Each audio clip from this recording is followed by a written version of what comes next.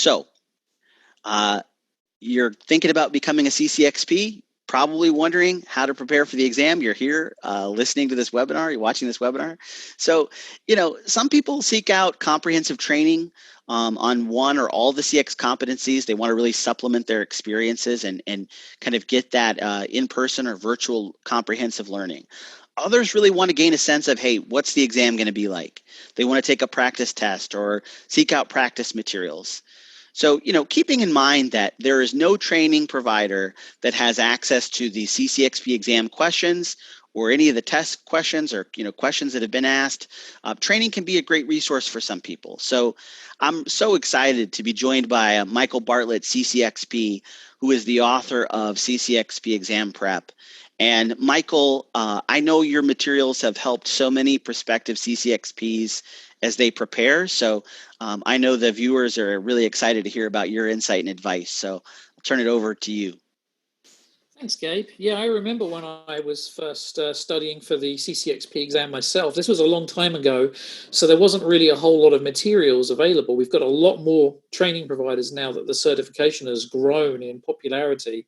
But yeah, I was in rural Missouri at the time, and my only options really were e-learning. And I made a promise to myself that if I passed the exam, I would take my strategies, put them into a book and publish it with the intention of giving all of the profits to animal charities. And that's exactly what happened. So I found the CXPA in 2016, found the CCXP aligned exactly with everything that I'd been doing in my career. I often say that, customer experience, I was finally able to put a label on what I'd been doing my whole career, even though I'd worked in different roles that didn't have the words customer experience in. I found that when I looked at all of the different disciplines, the different competencies within CX, everything just aligned perfectly. So that's how I knew that the exam was right for me. So I published this book and I helped a few people out. And then a funny thing happened. I was not very happy in my role. I was working at a school district. And as with many government-related jobs, there was kind of a lot of bureaucracy. There was a lot of fighting uphill to make change. And so I did something very unconventional. I left my job, and instead of going to work another CX job, I actually decided to go and build something called the CCXP exam simulator, which actually I'm probably better known for now than my book. And the reason I did this is because a lot of people experience failure with the exam simply because the first time it happens, they're not ready for it. Like, you could have all of the knowledge and everything, but somehow some people fall apart when they go in and take tests for the first time. So I thought, wouldn't it be cool to give people an opportunity to go through the exam in a simulated environment that's almost identical? And then if you get a few things wrong, you make a few mistakes, you don't deal with the timing, all that kind of stuff, it doesn't matter. You've got it out of the way in a simulated environment. That way you can go into the real exam and hopefully pass it first time. So that's why I built that. And then I decided to also roll out a YouTube channel, which is just called CCXP Exam Simulator, because I wanted to give people that maybe can't afford training some free tips. So I've got a lot of free advice on there, a lot of book reviews on customer experience and some of the other topics that are around customer experience as well, because it definitely helps to have a very broad set of knowledge and set of skills. So that's kind of a little bit about what I do. And what I wanted to do today on the webinar was give people kind of like a mini training session to talk them through what they can expect on the exam and how to confront some of these questions. So what you're seeing now on the screen is what the CCXP exam looks like. So it's built into two sections. So the section on the left, you'll see the question, you'll see the 4 possible answers. It's a multiple choice exam, and only one question is ever correct. So it's not like you would pick 2 or 3, you'd only ever pick one thing. Then on the right-hand side of the screen, there's this grid.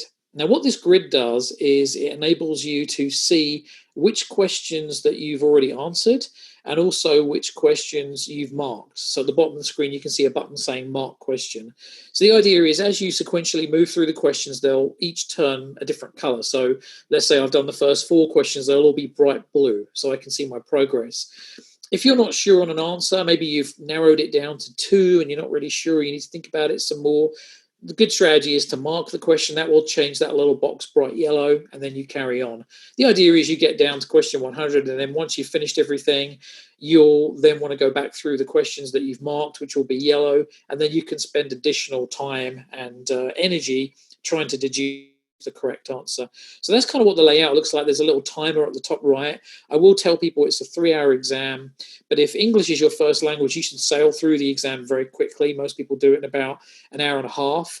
If English isn't your first language, believe it or not, you should still have plenty of time. The 3 hours is very generous. So I would tell people that are worried about that, don't even worry about the timing. Spend your energy worrying about the questions themselves, and the time will take care of itself.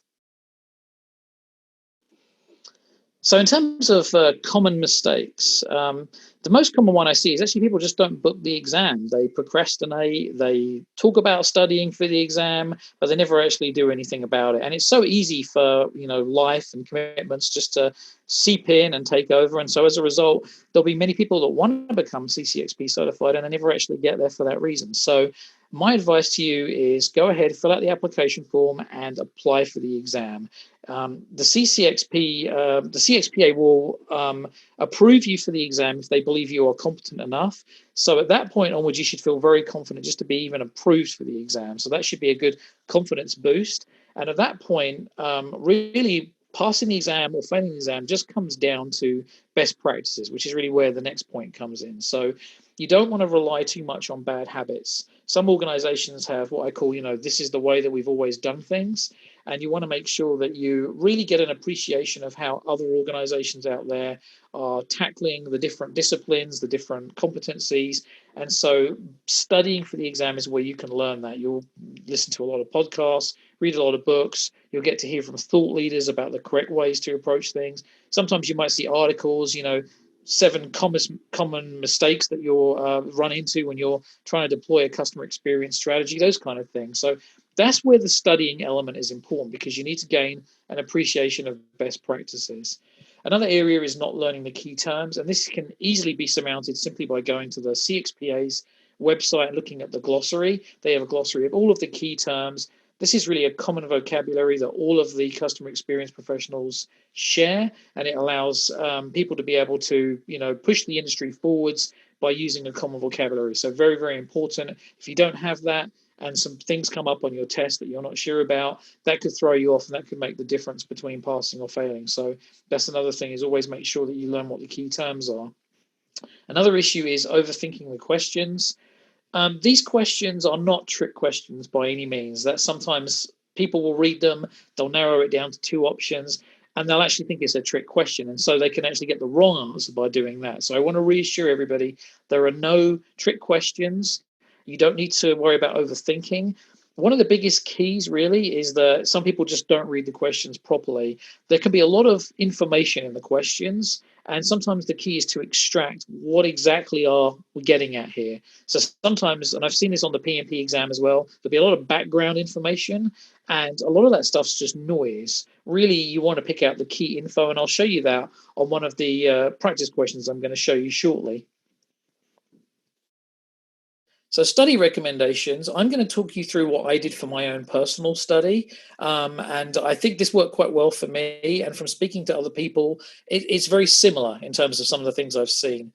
So first of all, in a broad sense, you just need to read books. Hopefully, being in this industry, you've read a lot of books anyway in this subject matter, because it's such a new discipline that people are very interested in it. They're trying to learn what the thought leaders are saying, what the cutting edge ideas are. I read outside in, and I would say that when I see, for example, on the CCXP forums, people asking each other for advice, outside in is probably the most common book that I see recommended. So I would say that would be a good start. I also say listen to podcasts. When I was studying for the exam, I was in a situation where I was driving an hour each way as I was commuting. So I would listen to the Human Duct Tape Show, which is Gene Bless's show. For those not familiar, Gene Bless wrote the book Chief Customer Officer 2.0, which is also a very highly recommended book in terms of studying for the exam. I also recommend reading articles by experts. The 3 most popular ones that I used were Jeannie Walters, Annette Franz, and Colin Shaw. You should be very careful about which articles you use in terms of informing yourself for the exam, because there's a lot of, especially in the recent, let's say the last year, maybe 18 months, there's been a lot of thought leaders come onto the scene who are not necessarily providing the best information. It's all very well meaning, but there's a lot of noise and a lot of counterintuitive stuff that's out there that's actually hurting the industry and can actually lead to bad practices. A really good example of this is if you ever heard someone say the best way to do well at customer experience is to continue to surprise and delight our customers. That's actually a really bad piece of advice. And the reason is because every time you elevate a customer experience, people's expectations elevate to match it. It's called a hedonic treadmill. And so essentially what that does is it puts the organization under increased pressure to continually innovate and make the customer experience better. And ultimately, you're not going to be able to keep up with those expectations as they continue to rise. And so that can end up resulting in very bad customer experiences. And of course, those have their own bad outcomes in terms of customer loyalty and the bottom line. So in order to stay away from that stuff, I would stick by reading articles that are by well-vetted, well-renowned experts. These three individuals absolutely fall into that class, and that way you won't pick up any bad habits. I also recommend taking a simulated exam or two. That doesn't have to be just through my CCXP exam simulator. There are also vendors that offer practice questions. CX University is one. Lynn Hunsaker, whose company Clear Action, they also run a set of practice questions as well. And then finally, I'd recommend either attending a masterclass or some e-learning training. Masterclasses are very popular now. They're very pricey, but you do get the benefit of 2 days with an instructor who can take you through all of the different areas and, of course, is there to answer feedback in person. So those are the study recommendations that I would advise anybody who's new to the CCXP to look at. So in terms of types of questions, when it comes down to the CCXP, there's really 4 basic types. So first of all, there's knowledge-based questions. So these will ask you questions where there's, a correct way of doing something or not a correct way of doing something. A quick example would be you might see a question that might say something along the lines of, correlation does not equal, and then you have to fill in the blank. And that's just a famous saying that we have, correlation does not equal causation. So something like that. They're very black and white questions. I'm not saying you would get this in the exam, but one might say, what does the NPS scale look like? And maybe one of the questions might say 1 to 10, when actually the NPS is 0 to 10. So you either know the answer or you don't know the answer. There are math and formula questions, so you might be asked to calculate an ROI, for example. Those are the most common ones. There might be some correlation questions in there as well. If you are somebody that has a fear of mathematics or you struggle with math, you get mental block, that kind of thing, I do want to reassure you that in terms of pure math and formula questions, there's probably only going to be about 3 or 4 in the exam. So don't worry if that's an area that you struggle with. I know some people just have a block when it comes to those kind of questions. And then the other 2 types are, you'll see these the most common. They are choose the best and choose the worst. These are nuanced questions that draw on your experience, and they'll be very tricky. A lot of the time, out of the 4 possible answers, you'll narrow it to 2. And then it gets a bit tricky. So those are the kind of questions that you can expect to see. But remember, there's only ever one correct answer. So let's do a quick sample question now, just to give you an idea. So this is one that might scare a few people. It's a math question, but really you can extract the information from this question to understand exactly what's being looked for, and it becomes very straightforward.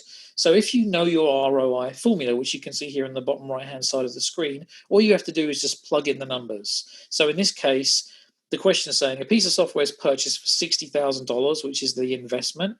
It generates additional growth revenue of $90,000. Well, how do we fill in the profit? Well, that's simple. We just say 90,000 of revenue minus 60. So we can plug 30 into the profit. We can plug 60 down into the investment. We can run the ROI calculation, which will come out at 0.5. And then you can see you multiply it by 100. All our ROIs are always expressed as percentages. So that way you can very easily see what the correct answer would be, which is C in this case. So I'm going to do one more now. This is a little bit more tricky. This one comes from the customer experience website, the CXPA website. So it's actually on there. But I wanted to walk you through the mental deductions that you might have to do if you get it down to a few questions and you're not sure. So remember I talked about trying to extract what the key features of a question are. So in this case, let's read it out. What form of customer feedback is likely to yield the most quantifiable input into a fully developed customer experience strategy. There are two key areas here that you need to worry about. The first one is quantifiable. So that means the data is coming back as numbers as opposed to coming back as words. So that's very useful to take away straight away. And the second point is it's a fully developed customer experience strategy. So that means that it's going to be used to inform the business's strategy as how they're actually going to go about their customer experience. So it's going to need to be very high level, actionable information that can be useful in that kind of context. So now we know what we're looking for. We're looking for numbers, and then we're going to be looking for something that can be very useful in terms of helping the business realize a competitive advantage. We can now look at those four options and see which one might be the most appropriate. So if we start off, one-on-one encounters with customer-facing personnel at point of sale. One-on-one encounters are more ethnographic than anything, unless the person at the point of sale is being asked to input information. The most that you're going to really get from one-on-one is sales information. While sales information is quantifiable, it's not necessarily very useful in terms of someone's customer experience. So you would probably move A out. In terms of B, complaint letters via traditional mail addressed to corporate offices. This is words, this isn't numbers, so this isn't going to help. So we can immediately eliminate B as well. In terms of C, post-transactional surveys with representative samples across all customer channels. Well, first of all, these are post-transactional, so we already know who these people are. We're putting the questions into the survey, so if we want quantifiable information, we can put questions in that produce numbers as well as produce words. And we can see here we have representative samples across all customer channels. So that's useful intelligence that can help inform a customer experience strategy. So this one looks really good. So right now I'd be thinking this is the best answer. Let's see what D says. So D says third-party product review websites that allow anonymous postings. Well, we have some problems here. Whilst there might be quantifiable information in terms of 5-star or out of 10 ratings, the problem we have is it's third-party data. And the problem with third-party data is it's unreliable. If we're going to be building a customer experience strategy, we want to be very confident in the data, which means that the data needs to be very high quality and very trustworthy. So we can eliminate D. That's how we would arrive at C as the correct answer. I actually have, like I said, I have my CCXP exam simulator, but if you guys want to get just a 12-question trial test just to see how you do, see what your exam readiness is, just drop me a line, reach out to me on LinkedIn, and I can set you guys up with a small 12-question test for free, and you can get a number of tests that are just like this question, but they span all of the disciplines, all of the 6 competencies, and that way that will help you get a feel for, well, not only what the exam is going to be like, but if you're in a position where you're ready or not yet.